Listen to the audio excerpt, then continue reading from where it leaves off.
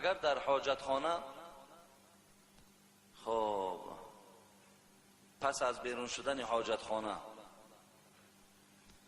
با کلوخ یا بومگ خود را تازه کرده و با آب مستحب نکرده با آب طهارت دست و رو پای کرده نماز خوانی می شود؟ درست می شود برادر عزیز؟ اگر انسان وارد حاجت خانه شود و خودش را پاک سازد خواه به هر یک نوعی که چی توالت دی بومگ باشد، چی قلوخ باشد، چی پخته کهنه باشد، چی لطه کهنه باشد، وقتی خودش پاک میکند آنچنان پاک میکند که دلش گواهی میتید که دیگر در مخرجای همه انسان چیزی از نجاست باقی نمانده است. دلش گواهی میتید. در همین حالت پس از این شستن آداب میگویند. شوی خوب نشویم باقی ندارم. ما فقط عادت کردگیم دادرای عزیز، فقط عادت کردگیم که بعد خودمان خشک کردن قاق کردن حتمی با آب مستحب میکنیم، یعنی دل ما قرار نمیگیرد. و الا قانون شریعت این نیست. قانون شریعت بعد خشک کردن انسان اگر آب هم نرساند در همون مخرجای خود ضرر و زیان ندارد. اساس دور کردن همون اثر نجاست های. نجاست دور شد تمام خودش قاق شد میتونه طهارت دست رو کنه، مثلا باقی مانده اعضاهاش میشود. درست میشه دادارا؟ همین را خوب فهمین. چند بار من همین را میگویم.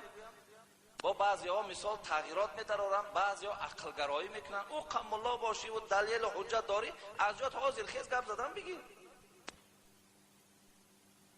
ولی چیزی نداری گویم فکت نداری دلیل نداری چیزی گفتم گوش کن. نگو این چیزی نوی و با این فتوا را از کجا گرفتن؟ از کتاب گرفته. و من چیزی ندارم از خودم، یگان وحی برای من نمی آید، از یگان جای دیگر با برای من یگان خبر نمی آید. کتاب میگد. شما میتونید کتاب مختصر، کتاب طهارت، باب استنجا را ببینید، خودتان تماشا کنید. و سخن کتاب برادر عزیز. برای بسیاری آدم ها گویم که نمیدونم یا برای خودشون شیرین کردن یا برای خودشون فهماندن که من علم بلندتره، علم بلند داره از پس من نیو در پیش من خیز گپ زن. من هر یک مسئله را حاضر گپ میزنم. اگر تو مثال دلیل داری و حجت داری خیز از جا در مثال بین مردم هم گپ زن، من تو را قبول دارم. ولی وقتی نداری چیزی را و من نام کتاب گپ میزنم یا برای تو مسئله را بفهمانم تو پیروی او شد. اگر وی غلط و خطا باشد من در این مسئله گفتگی پیش خدا را جواب میگویم. برادر عزیز همین مسئله را خیلی با دقت باشین. هر چیزی که برادر عزیز میشنوین و کسی در همون ایراد میگیرد یا میگه همین نادرست است یا همین فلان است، شما برای نادرست اگر شما دلاور نشوین با من روبرو گپ زدن شما در مکتوب نویسین، من میخوانمش. برای همون شک از دل شما دور شدن. کدام مسئله که شما در او شک دارین شبهه دارین یا یگان پیشواتون میگه همین مسئله نادرست است شما وای با من نویسانین، لیکن فقط همون ادرس همون آدم هم در نویسین. خدا خواهد من برای شما جواب گویم. برای همین مسئله همین رنگش داده رو عزیز. ولی بعضی آدم ها بیچاره حتی بیمارن همونها رو مجبور میکنن که مقصد خشک هم کردی حتمی آب برسان. حالا که برای آدمی بیمار که تماما این اسلام دینی هست برادرای عزیز که حرج نداره، مشکلات نداره. این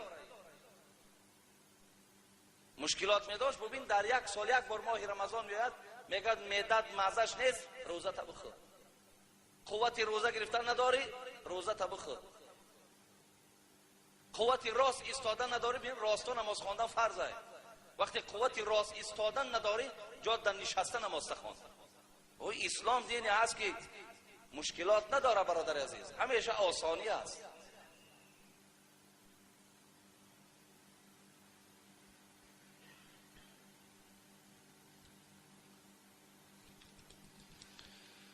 ای خدای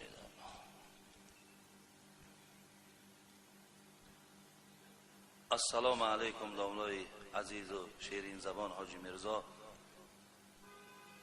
از شما خواهش دارم که با سوالهای من جواب دهید.